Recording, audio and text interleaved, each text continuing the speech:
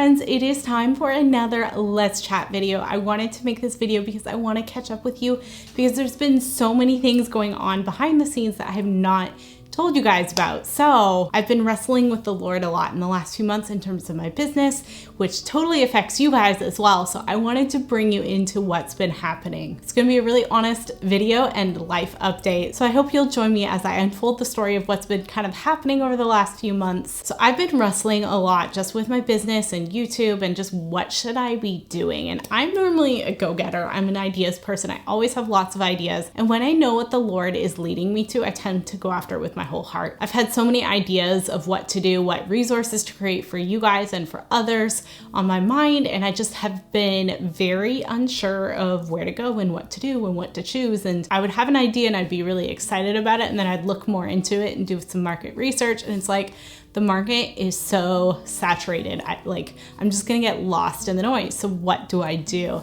And so I was kind of like looking, do I create resources like for you guys on YouTube? Do I go more the business end and create resources for entrepreneurial women? And I was just really struggling between the two. My heart is to help women grow in the Lord in whatever capacity that looks like, whether that's in corporate life, whether that's a stay-at-home mom, whether you're retired, or maybe you're starting your own business. I've always had this desire to help women grow in the Lord. I've also been noticing lately that a lot of people are asking for things like community and friendship and discipleship and things like that. I was looking on Threads and it's just so many women are wanting some kind of community. And I was like, it's really hard to meet those needs from like a digital space. So for example, discipleship happens one-on-one with somebody. It's really hard for me to be discipling you guys if we're not like meeting together physically. And so I was just really struggling, like, how do I actually go do this? And then, like I said, the market being so saturated, I was like, what can I realistically add that will actually help people? Because everything I'm thinking about is already out there.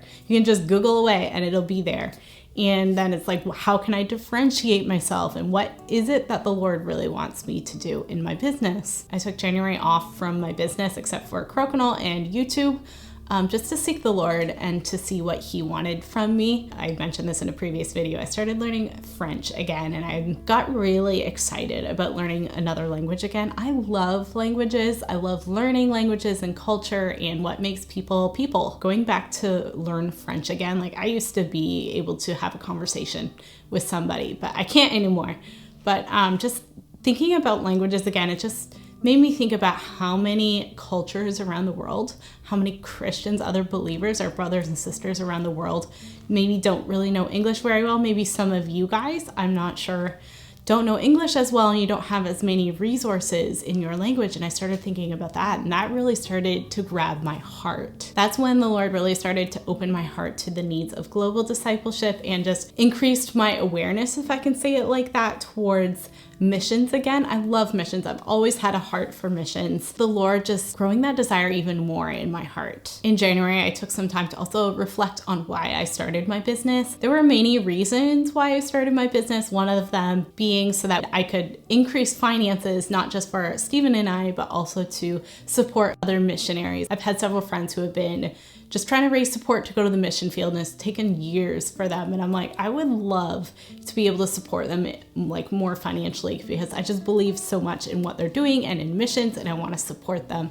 So one of my goals was to support missionaries. Another goal was to be able to buy property, and especially with that, adopt at some point as well. Stephen and I have been talking more in the last year about adoption. I don't know if I've mentioned that to you guys, but having, space to be able to adopt, to be able to host missionary families. It's been a dream of mine for like 15 or 20 years now to host missionaries, to have property and to have it like almost like a rest home for missionaries on furlough, that they can come stay for free. They don't have to pay anything, and they just have their own space and can just be refreshed in the Lord while they're on furlough. Because oftentimes missionaries come home and they're so burned out, and then they have all these other speaking engagements and things like that. So that's been a long-standing dream of mine.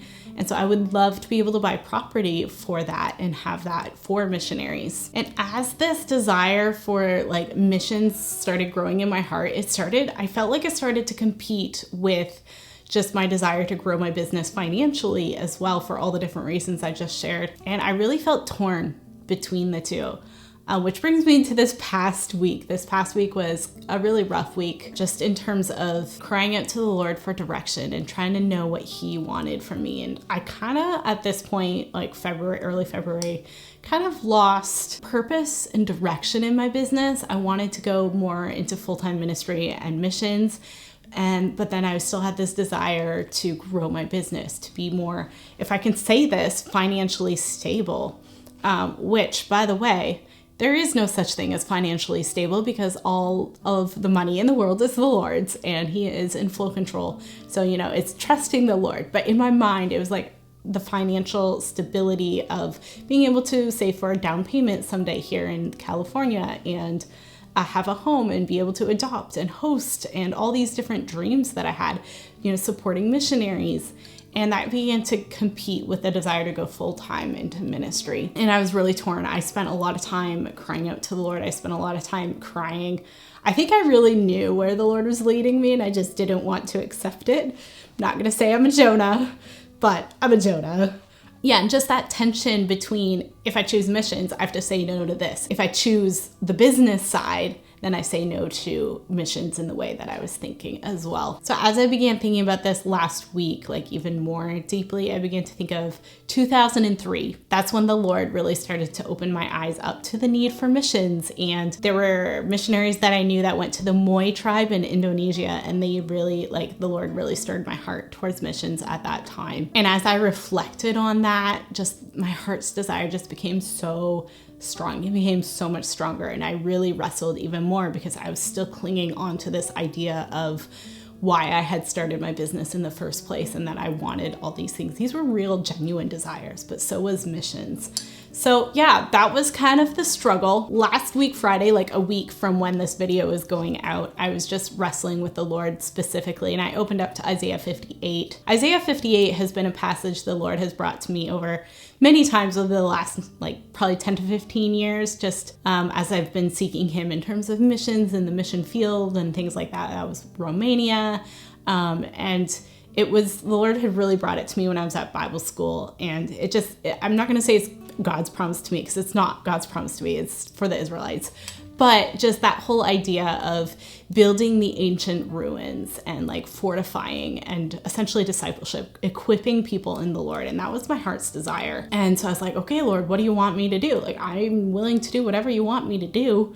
And but this is my desire here. And this is my desire here. And the Lord just reminded me, he was like, Heather, it's not about you. It's not your desires, your life. It's not about you. It's about me. I gave my life for you. Are you willing to sacrifice everything for me? That one hit home. That was a really hard day for me. The next day on Saturday, we had a missions conference in this area. We had a couple missionaries here. One was from France, which I thought was totally interesting because, relearning French and that desire for missions and languages and things like that. It's nothing groundbreaking that way, but it was just a reminder to me that, there are needs all over the world. And God has equipped me with not only a love for languages, but I don't struggle learning. I mean, everyone struggles learning different languages, but learning languages comes quite easily to me in comparison to a lot of other people. So it's the Lord has gifted in me in that, and I have a love for languages. And then the other missionary brought up a point too. He said it's more important what God is doing inside of you than what you do for him. And I was like, ooh, ouch. So yeah, that was a tough day. There were a lot of other things that happened. Stephen and I had a long conversation about all these things, and as I was trying to figure out what was going on in my heart, because I'm an external processor and I just have to talk it out sometimes. And my friend Hannah sent me a podcast to listen to just about, am I running from difficulty and discomfort? The podcast was going through the book of Ruth and how Elimelech took his family out of Judah, out of Bethlehem, and went to Moab, and just running from that discomfort. And so it was challenging to me. It's am I running? I had considered, do I just quit my business altogether?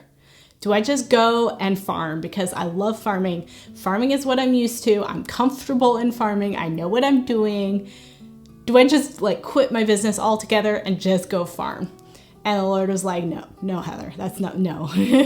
So yeah, that's kind of some of the struggle I've been through. And then a couple days ago, I was reading in Matthew 16 about how it says to take up our, let me just read it for you. Matthew 16, verses 24 through 26. Then Jesus told his disciples, if anyone would come after me, let him deny himself and take up his cross and follow me. For whoever would save his life will lose it, but whoever loses his life for my sake will find it. For what will it profit a man if he gains the whole world and forfeits his soul? Or what shall a man give in return for his soul? I really believe that God has given me good desires. Those desires to adopt, those desires to host missionaries, to be able to give financially to missionaries. But none of those desires should be more than knowing Christ himself and loving Christ. It's all about him. It's not about my own desires. It's all about loving him, making him known, sharing the gospel, seeing people saved, and equipping believers, making disciples, all those things. That's what it's about. It became less of a question of like, what is my purpose? And more like, Lord, how do you specifically want me to obey that command? And I knew the answer. I wasn't willing to accept the answer until that day. And that day, as I read Matthew 16, like the Lord just broke my heart. Following Jesus means that I need to follow him with my whole heart and bear the burdens and the trials that he gives in the same way that Jesus did when he bore my sin. And that's what it means to take up our cross and follow him, to deny ourselves, to deny those desires. And I knew what that meant. I knew that meant I had to give up my desire for adoption, my desire to be quote unquote financially stable, to have property someday, all these dreams that I've had for many years. Yeah, the idea of adoption, I said that already, but just like, I really knew that God was asking me, are you willing to give up adoption for my kingdom? And it's a hard one. It's a really hard pill to swallow. Because this decision not only affects me, it affects Stephen, it affects, the future. I've been praying in the last 6 to 7 months. I've been praying for the kids that would be our kids, in whatever situations they're in. And that if it was God's will to adopt, that, I would just pray for our children, that they grow healthy and that God would protect them from all kinds of evils. And yeah, the Lord was asking me to give up that desire for adoption. And that's really, it was so tough. I cried and I cried because I was like, I want to, Lord, I want to, but it's so hard. And the Bible is full of people who knew costly obedience. I think of Abraham. We know the story of Abraham and how he willingly gave up Isaac and then God provided a ram. We have Hannah. She begged God for a child. The Lord answered her prayer and then she gave him back to the Lord. We have Jeremiah. He's known as the weeping prophet. He went and preached God's message of repentance, knowing that people weren't going to repent and that they were going to go into captivity. And yet each one of them obeyed God by faith and knowing that God was in complete control and God had a plan, God had a purpose.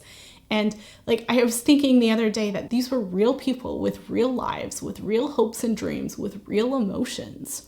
And it just made it so much more relatable to me. It was like they also counted the cost. And they were counted worthy because they lived by faith. So that was really encouraging to me. It was hard, but encouraging to me. And if you guys are in a season of surrender or costly obedience, if you have a decision in front of you and it's going to cost you and you're struggling like I was, I think of Paul. Paul had a super quote unquote worldly successful life. Whatever he put his hand to do, I guess this was Saul, not Paul, he excelled at. He was a Pharisee of Pharisees, it says in Philippians chapter 3. But then what happened? After his conversion and he grew in the Lord, he counted all things lost for the sake of knowing Christ. It's worth it. The costly obedience is worth it, but it is going to cost us something. But I think Jesus gave his life for me. He gave his everything for me so that he died for my sin. He took my sin upon himself so that I could become right with God, that I could have a relationship with God, that I could be justified and made holy, that I could become his bride. And he laid down everything for me. His blood cost everything. How much more should I not be willing to give my life as a living sacrifice for him? I want to talk a little bit about what this means for me and what this means for you guys as well. I don't really have a fully formed vision of what this is actually gonna look like, boots on the ground type of thing, but I know the Lord will make that clear in His time. What I do have clarity and discernment on is the general idea of what I'm going to be focusing on. I'm going to be looking at scaling my business, but not for profit like I was before, like on this side. I want to scale my business to make resources, Bible studies, communities, whatever it is the Lord wants me to do and to create. I want to make that accessible for you guys. My intention is to keep everything either free or very low cost, because I don't want to put things behind a paywall, because my desire is for you to grow in the Lord. I want to make resources for you guys, for churches, for missionaries and those whom they disciple. I want to create resources and get them translated into multiple languages so that people in other countries can also learn and grow for them, because English, I just think of how saturated English is, but not so many other languages around the world. So my desire is to create these things for you guys so that you don't have to pay for them and you can grow in the Lord, because I really believe that shouldn't be something you need to pay for. From a practical standpoint, I'm continuing with Crokinole as long as that door stays open. That's very much the tent making part of my business, so it's going to fund everything else that I do to keep the business afloat, to take care of all the costs that I have associated with this and with translation and things like that. I would also like to get monetized on YouTube. I'm nowhere near getting monetized yet on YouTube, but I would like to continue working towards that, so that can also assist with the tent making part of what I do, so that it can practically just help with the costs that I have. There are things that I'm still considering, things like community, Bible studies, all those kinds of things. I know that the Lord will give me clarity on that. I'm like full of ideas now, because I'm like, oh, I have so many things that it doesn't matter if it's saturated in English, because so many other languages in the world need these resources as well. So I don't quite know what the Lord has that way. I would love if you would pray with me on that. And if you guys have things specifically that you want, or needs around the world that you've heard about that I can assist with digitally, that would be really helpful for me as well. I would love to connect more with missionaries around the world, all sorts of missionaries, and get to know the needs and develop relationships with them. So that is kind of moving forward where the Lord has been leading me. Definitely more into the ministry and the missions area versus scaling a business for profit. The Lord's going to take care of us in the Bay Area, and I know that Stephen's on board with my decision. We had this conversation just the other night. So yeah, I'm excited. I'm still grieving. There's still a lot of grieving happening, but I know if adoption is the Lord's will for us, He will provide and make a way for that when the time is right. If you guys are walking through that season of needing to obey the Lord and surrender your own desires, I think about what Corrie ten Boom said. She said, "Never be afraid to trust an unknown future to a known God." Thank you all for being here, as I've just kind of shared my heart and shared my story with what's been going on in the last couple months and what I've been wrestling with. And I hope this was encouraging to you as well, to just keep walking faithfully with the Lord and choosing obedience to the Lord because of your love for Him. And just a sneak peek for what's coming up next, I'll be sharing a short series on friendship and community. We'll take a deeper look at friendships as Christians. Hope to see you then. Bye, friends.